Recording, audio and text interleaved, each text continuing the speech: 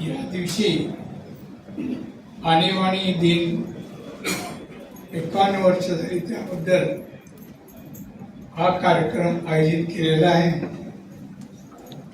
यासाठी उपस्थित असलेले जिल्हा प्रमुख सन्माननीय प्रशांत भवन यादव जी, श्री ओंकार फडके साहेब, श्री सुगस बाटलेकर साहेब, श्री अभय चित्रे, डॉक्टर श्री संजय केतकर, श्री विवेक भावे, या कार्यक्रमाला उपस्थित असलेले सगळी वडीलधारी मंडळी, मान्यवर, बंधू भगिनींना, मित्र, थोडा आवाज येतोय, फरक येतोय। गेले 2 महिने मी आजारी आहे, त्यामुळे मी थांबलो नाही, रोज बाहेर पडतो, कारण आवाजाचं कारण सांगताना आजार सांगावा लागतो म्हणून उल्लेख केला नाही, तोही केला। साहेब, तेव्हा मंडळींनी आणीबाणी जाहीर झाल्यानंतर आपण जे काही आंदोलन केले आणि त्या आंदोलनात आपल्याला अटक झाली, जेल झालं, आणि त्यामुळे जेलमध्ये गेल्यामुळे तुमचा सन्मान नाहीये। ज्या कारणासाठी जेल झाला की आणीबाणी पुकारली चुकीची होती, त्याची गरज नव्हती, त्यामुळे जनतेला त्रास होणार होता, आणि म्हणून त्यामध्ये तुम्ही स्वतःला झोपून घेऊन सत्याग्रहामध्ये भाग घेतला। आज 51 वर्ष झाली। या 51 वर्ष झाल्यानंतर तुमचा आम्ही सत्कार करतोय, कृतज्ञतेच्या भावनेतून करतोय। मला एवढं सांगावं असं वाटतं, मी हा इतिहास सगळा ऐकून आहे। आणीबाणी इंदिरा गांधी यांनी ज्याप्रमाणे जाहीर केली 25 जून 1975 साली, त्याचं कारण या देशासाठी, देशातल्या लोकांच्या हितासाठी त्यांनी केलेली नाही। स्वतःचा बचाव करताना कायद्याचा दुरुपयोग, घटनेचा दुरुपयोग करून त्यांनी ही आणीबाणी जाहीर केली। यामध्ये लोकांना त्रासच झाला। नुसत्यामध्ये 1.5 लाखाच्या वरती कार्यकर्ते हे जेलमध्ये गेले। जेल काही दोष नव्हता, त्यांनी गुन्हा केला नव्हता, पण तुम्ही करता म्हणजे इंदिरा गांधी करता ते चुकीचं आहे, हे आणीबाणी करू नका हे सांगून आंदोलन केलं म्हणून तुम्हाला केलं। बांधव, याच्यामध्ये सांगण्याचं एवढंच आहे की या मंडळीने आज त्यांची वय वाढली तेव्हा कमी होती, आवेश होता, जोश होता, आणि त्यामुळे ते आंदोलन केले। जेव्हा आंदोलन करतात आणि दुसऱ्यासाठी, देशासाठी, धर्मासाठी हे आंदोलन केली जातात, हा एक प्रकारचा त्याग आहे।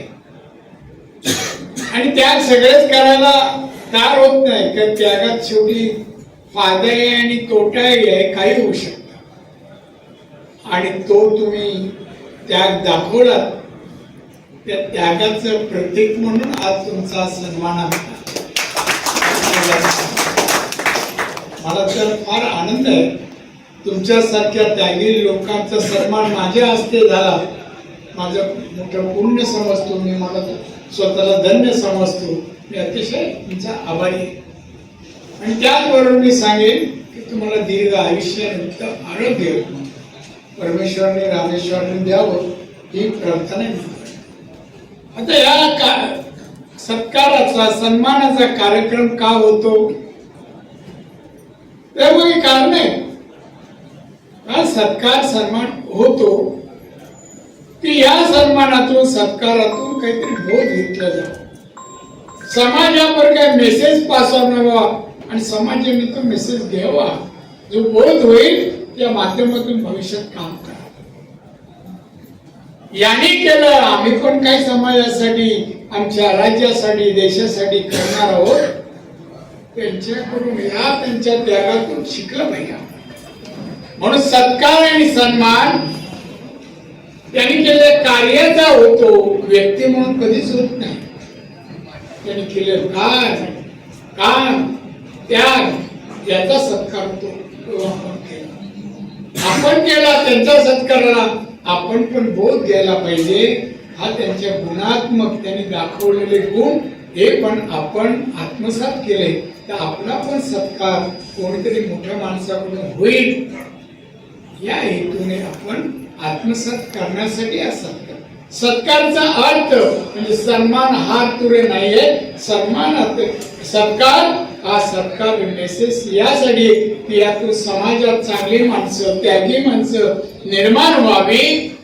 आणि आमचे माननीय मोदी सर म्हणाल्याप्रमाणे महासत्ता होणारा देश हा जगात देशात महासत्ता होत असताना त्याच्यामधली लोक पण सर्व बाबतीमध्ये सर्वश्रेष्ठ असतात. शिक्षण आरोग्य सगळ्याच बाबतीत. आणि आपण नुसतं आपला ते समृद्ध असं बोलून होत नाही. तर त्यासाठी उद्योग व्यवसायात वेगवेगळ्या क्षेत्रात आपण प्रावीण्य मिळवणं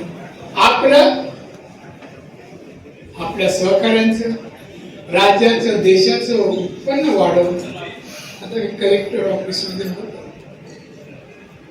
कलेक्टर अधिकारी होते. मी सर विचारलं तर काय हो आपल्या जिल्ह्याचं पर कॅपिटल इन्कम काय ते इकडे तिकडे पाहायला लागलं. हो म्हणजे आपण सरकार आहोत, आपली जनता कशी आहे कशी जीवन जगते किती रुपयातलं जीवन जगते 2.5 लाख पर कॅपिटल इन्कम करत नाही. ते वाढावं 5 लाख व्हावं. आणि गोव्याचं 540 आहे, सिक्कीमचं 5 लाख आहे आणि नंतर मग खाली आहे. देश स्वतंत्र मिळाला आणीबाणी सारखी संकट आली तरी आज देश सावरला जातोय.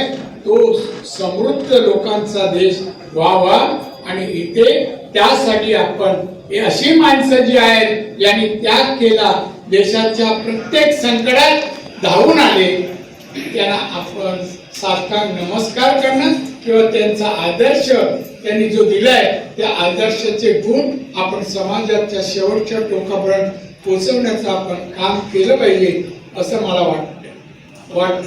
आणि म्हणून आम्हाला कुठे संधी मिळाली नाही. आम्ही 10-12 वर्षाचे होतो, तुम्ही मोठे होतात त्यामुळे तुम्ही ते करू शकलात. आम्हाला अभिमान आहे तुमच्यावर, अभिमान आहे. आणि म्हणून अशी त्यागी माणसं निघावी भविष्यात आपल्याला असे सत्कार करायला मिळावे हीच सदिच्छा आजच्या दिन आपण ठेवली पाहिजे. आणि म्हणून तशासाठी काम करावं असं मला वाटतं. भाजपचे अध्यक्ष आहेत त्यांना जिल्हा कसा करावा याच्यावर मार्गदर्शन मी केलेलंच आहे. कसा करावं लोकांना कसं घडवावं. मूर्ती घडवता येते पण माणूस घडवताना फार परिश्रम करावे लागतात. आणि तसं केलं तर आपण भाजप म्हणतो आणि मोदी म्हणतात महासत्ता हमारा देश होने वाला है. तो होणारा महासत्ता देशामध्ये आपलं पण योगदान सगळ्यांचं असावं असं माझ्यासारख्याला कार्यकर्त्याला वाटतं. आणि म्हणूनच मी आज मुद्दाम हा स्वीकारला वेळ नव्हता पण हे बोलले चला एक नाही एका बाजूला म्हणता साहेब बरं नाही ना तास द्यायला तुम्हाला आवडत नाही मग ते 4च कार्यक्रम आहेत. अहो किती डोकाला आहे एका डोकावून दुसऱ्या डोक्याला 4 कार्यक्रम ठीक आहे चला. आणि म्हणून मी आलो त्या निमित्ताने आजच्या कार्यक्रमाच्या निमित्ताने तुम्हाला सगळ्यांना पाहता आलं किंवा सर्वांना पाहून एक मला समाधान. छोटी लोक आहेत आणि लोकही ते माझं कर्तव्य काम आहे ते समजून मी करत आहे.